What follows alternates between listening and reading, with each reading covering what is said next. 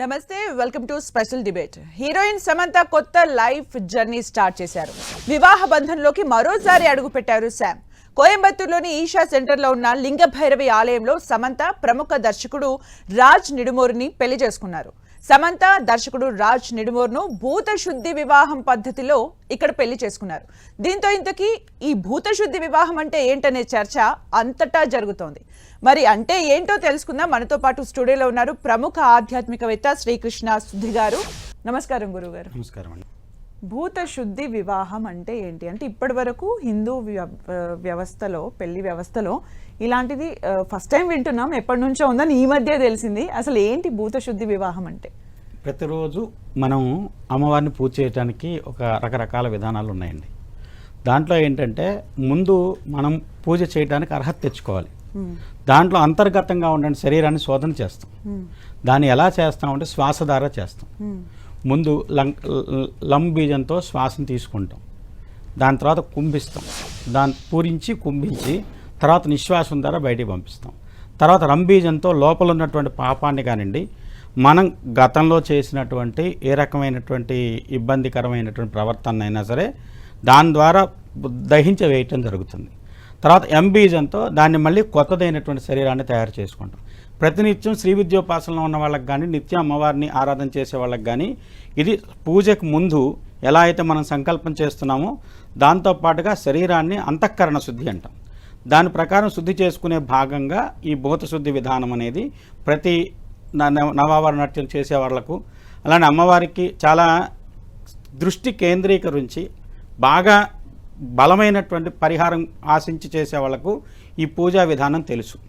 దాన్ని ఏంటంటే పూజ కోసం వాడటం అంతకు ముందు వరకు ఉన్నటువంటి ప్రక్రియ. అంటే గతంలో తెలిసి తెలియక ఎన్నో తప్పులు మన జీవితంలో వ్యవహారికంగా జరుగుతూ ఉంటాయి. కాయిక శరీరం, మానసిక శరీరం, అలానే వచ్చేసి ఆధ్యాత్మిక శరీరం. దీంట్లో వచ్చేసి మన శరీరం తెలిసి తెలియక తీసుకునే ఆహారం వల్ల కానివ్వండి, మన త్రిగుణాలను ప్రభావితం చేస్తూ ఉంటుంది. ఆ ప్రభావితం చేసేటువంటి తీవ్ర ప్రభావాలు మన శరీరాన్ని కొంత చెడు వైపు, అలానే కొన్ని అరిషడ్ వర్గాల వైపు దాన్ని ప్రభావితం చేస్తూ ఉంటాయి. దానివైపు మార్గాన్ని తీసుకువెళ్తూ ఉంటాయి. ఆ ప్రభావాన్ని తగ్గించేసేసి సమధమాలను పెంచుకోవటం కోసం ఈ భూతశుద్ధి ప్రక్రియ ప్రతినిత్యం కూడా పూజలో చేయడం అలవాటుగా ఉంటుంది. దాంట్లో భాగంగానే దాని తర్వాత నవావరణ అర్చన చేస్తుంటాం. దాని తర్వాత శంఖంతో వచ్చే జలంతో ప్రోక్షణ చేస్తాం, మన శరీరాన్ని శోధన చేసుకుంటాం. ఆ తర్వాత అమ్మవారికి శ్రీచక్రాన్ని ఆవాహన చేసి దాని మీద పూజ చేస్తుంటాం. ఇదంతా ప్రతినిత్యం అమ్మవారి పూజల్లో ఉండే వాళ్ళకి అలవాటు. దశమహావిద్యల్లో భైరవీ శక్తి కూడా ఒక రకమైనటువంటి శక్తి కాబట్టి భైరవీ పూజలో కూడా ఈ భూతశుద్ధి విధానం వాడుకలో ఉన్నది, ఆచారంలో ఉన్నది. అది శరీరాన్ని పూజ కోసం తయారు చేయడంలో ఒక భాగంగా ఉన్నటువంటి ప్రక్రియ. హిందూ వివాహ వ్యవస్థ ఏదైతే ఉందో అది దీన్ని యాక్సెప్ట్ చేస్తుంది అని మీరు అంటారు? హిందూ వివాహ వ్యవస్థ కాదండి, ఏ వివాహ వ్యవస్థలైనా. అసలు మీరు గమనిస్తే ఇప్పుడు భార్యాభర్తలు ఇద్దరూ జీవితం ప్రారంభించడానికి ఒక ప్రత్యేకమైనటువంటి వాళ్ళిద్దరి మధ్య ఒక రకమైనటువంటి బాండింగ్ ఏర్పడటానికి ఒక్కొక్క మతంలో ఒక్కొక్క విధానం ఉంది. కొన్ని మతాల్లో అయితే ఒక మాటతో విడిపోవచ్చు, కొన్ని మతాల్లో ఒక చిన్న రుసుము కట్టడంతో విడిపోవచ్చు. కానీ హిందూ మతం సాంప్రదాయంలో ఒకసారి వివాహమైంది ఒక స్త్రీకి కానీ పురుషుడికి కానీ అంటే చనిపోయేంత వరకు ఆ బంధం విడిపోదు. కానీ మారినటువంటి దేశకాల పరిస్థితుల్లో ఎలా అయిందంటే వివాహం అనేది ఒక ప్రక్రియ, లేదంటే ఒక రకమైన ఫార్స్గా మారిపోయింది. జీవితంలో ఎవరు మగవాళ్ళైనా ఆడవాళ్ళైనా ఎంతమందినైనా పెళ్లి చేసుకోవచ్చు, ఎన్నిసార్లైనా చేసుకోవచ్చు. అంతకుముందు సాక్షిగా సీతారాములను పెట్టుకునేవాళ్ళు వివాహం దగ్గర. ఎక్కడ వివాహం జరిగినా సీతారాములను అక్కడ పెట్టేసేసి వాళ్ళ ద్వారా వచ్చేసేసి వాళ్ళ సమక్షంలో పెళ్లి జరిగినట్టుగా భావించి ఎంత దూరంలో ఉన్నా సరే సీత మనస్ఫూర్తిగా త్రికరణ శుద్ధిగా రాముడినే భర్తగా అనుకుంది. రాముడు సీత ఎంత దూరంలో ఉన్నా, ఎవరి ఆధీనంలో ఉన్నా నా భార్య అనుకొని తప్పించి కిందపడి ఏడ్చి, మీ రామాయణాన్ని ప్రతి ఒక్క కాండాన్ని చదివితే మీకు తెలుస్తుంది. అంతగా తప్పించి అక్కడ ఉన్న సీతను కూడా విడిపించేంతవరకు యుద్ధం చేసి అసాధ్యమైన సేతువు నిర్మించి మరి సీతను విడిపించుకోగలిగాడు. అది భార్యాభర్తల మధ్య ఉన్న సంబంధానికి పరాకాష్ఠగా చెప్తాం. అందుకని సీతారాములు అక్కడ పెట్టుకోవటం జరిగింది. ఈ మధ్యకాలంలో ఏమైంది, ఇప్పుడు లింగ భైరవి ఉంది. భైరవీ శక్తిని దేనికి వాడాలి? భైరవీకి అసలు వివాహం ఉందా? భైరవీ శక్తి నిజంగా ఉంది. నేను కూడా భైరవి ఉపాసన చేస్తాం. ఎందుకు చేస్తాం? దేనికి వాడాలి? ఏ శక్తి దేనికి సహాయకారి అవుతుంది? ఏ శక్తి ప్రేరేపణతో మన శరీరంలో ఏ మార్పులు వస్తాయి? ఆ మార్పులకు సంబంధించినటువంటి పరాకాష్ఠ ఎక్కడికి చేరుతుంది? దాంపత్య బంధానికి భైరవీ శక్తి ఏ విధంగా సహాయకారి కాగలుగుతుంది? మీరు గమనిస్తే భైరవీ శక్తి ఎందుకు ఉద్భవించింది? అమ్మవారే. మన ఇంట్లో లలితా సహస్రనామంలో లలితను అమ్మవారిగానే కొలుస్తాం, దుర్గను అమ్మవారిగానే కొలుస్తాం, లక్ష్మిని అమ్మగారిగానే కొలుస్తాం, సరస్వతిని అమ్మవారిగానే కొలుస్తాం, భైరవుని కూడా అమ్మవారిగా కొలుస్తాం, దోమావతిని అమ్మవారిగా కొలుస్తాం, చిన్నమస్తాన్ అమ్మవారిగా కొలుస్తాం. ఏ శక్తిని ఏ రూపంలో దేనికి ప్రతిష్ఠ చేయాలి, దేనికి గురువు గారు మీరు చెప్పండి, యాక్చువల్గా లింగ భైరవి అనే ఆలయం అని చెప్తున్నారు కదా, ఆ శక్తిని దేనికోసం పూజించడం జరుగుతుంది? మానవ జీవితం పంచభూతాత్మకం అండి. పంచభూతాత్మలు ఒక నిర్దిష్టమైనటువంటి రూపంలో ఉంటే ఆ శరీరం అనుకున్నటువంటి కార్యాలను సాధించగలుగుతుంది. అలాగనే మన దైవిక మార్గంలో ప్రయాణం చేసేటప్పుడు కొన్ని ఆటంకాలు వస్తాయి. అలానే దైవిక మార్గంలో సాధనలో ఉన్నప్పుడు కొన్ని ఇబ్బందులు శరీరం ఎదుర్కొంటుంది. ఆ ఇబ్బందులు తొలగించడానికి భైరవీ శక్తిని రామకృష్ణ పరమహంస కూడా భైరవీ శక్తి సహాయం తీసుకున్నారు ఆయన సాధనలో. కాళీమాత సాక్షాత్కారం జరిగింది.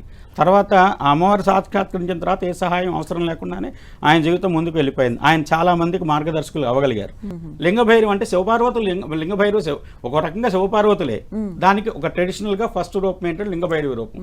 దాన్ని కనుక మీరు తీసుకునేటట్లయితే శివుడు పార్వతి అదే తీసుకోండి. శివశక్తితో ఏది ప్రభుత్వం ఆదిశంకరుడు చెప్పాడు, వాళ్ళిద్దరు విడి కాదు, అద్దరు అభేద్యం అనేటువంటి రూపంలో చెప్పాడు. మన శరీరంలో ఉండే 2 నాసికల ద్వారా జరిగేటువంటి వాయు సంచారం ఏదైతే ఉందో అదే శివశక్తి, విష్ణు శక్తి ఇద్దరి యొక్క సంయోగం.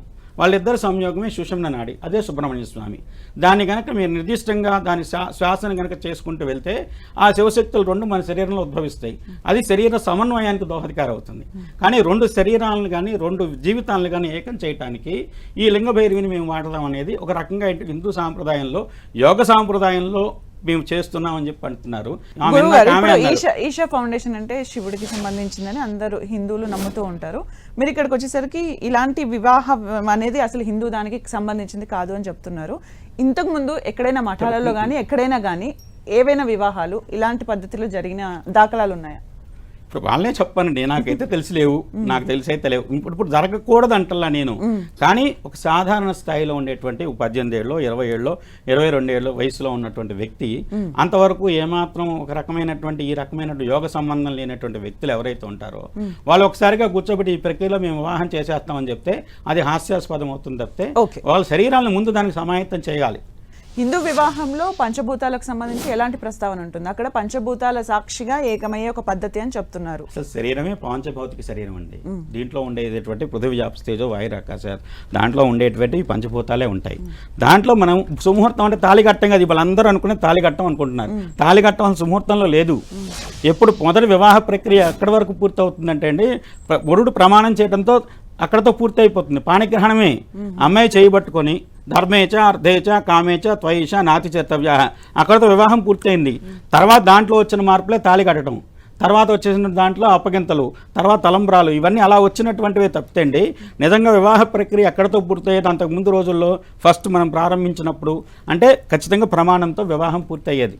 5 రోజులు వివాహం చేసేవాళ్ళు. తర్వాత తంతు మిగతాదంతా కూడా ఒక వేడుక తంతు తప్పితండి. నిజంగా వివాహం ఎప్పుడైతే జీలకర్ర బెల్లం పెడుతున్నామో అక్కడతో ముగిసింది. జీలకర్ర బెల్లం అంటేనే ఇక్కడ సహస్రార చక్రం ఉంటుంది, తల మీద బ్రహ్మరంధ్రం ఉంటుంది, దాని మీద జీలకర్ర బెల్లం కలిపి నలిపి పెట్టినటువంటి పరిస్థితుల్లో ఒళ్ళంతా ఒక రకమైనటువంటి విద్యుత్ శక్తి ప్రవహించి శరీరంలో ఉన్నటువంటి పంచభూతాలన్నీ కూడా ఒక్కసారిగా ప్రభావితమై వీళ్ళ చేతి ద్వారా ఉండేటువంటి ఎనర్జీ ఏదైతే ఉందో ఆ జీలకర్ర బెల్లం ద్వారా ఆ యొక్క శరీరంలో ప్రవేశిస్తుంది.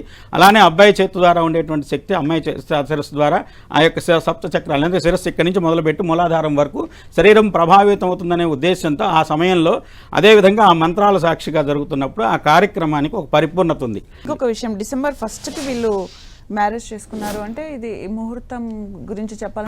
అలా చెప్పదలుచుకుంటే ముహూర్తానికి అసలు నిజంగా అయితే మనకు ముహూర్తాలు లేని రోజు పరిస్థితి శుక్రమోఢంలో ఉంది. కళత్రకారకు శుక్రుడు, వివాహాలను ప్రభావితం భార్యాభర్తల అన్యోన్యతను సూచించేవాడు శుక్రుడు. ఆ శుక్రుడు మూఢంలో ఉన్నాడు. మూఢంలో ఉన్నప్పుడు వివాహం జరిగితే వివాహానికి కూడా అంత గ్రహస్థితి పరంగా అంత అనుకూలమైన పరిస్థితులు. థ్యాంక్ యూ అండి గురువు గారు, మీ సమయాన్ని కేటాయించి భూత శుద్ధి ఆచారం అంటే ఏంటి, అసలు అది ఈ వ్యవస్థలోకి వస్తుందా రాదా అనే దానికి సంబంధించి మీరు మాట్లాడినందుకు థ్యాంక్ యూ సో మచ్. మొత్తానికి సమంత 2వ వివాహం చేసుకున్న తర్వాత భూత శుద్ధి వివాహం అంటే ఏంటి అనే ఒక ప్రస్తావన ఇప్పుడు హల్చల్గా ఉంది కాబట్టి అంటే ఏంటి అని తెలియజేసే ఒక స్టేజ్ని అయితే 10 టీవీ క్రియేట్ చేసింది. ఇది వాటి స్పెషల్ డిబేట్. Stay tuned.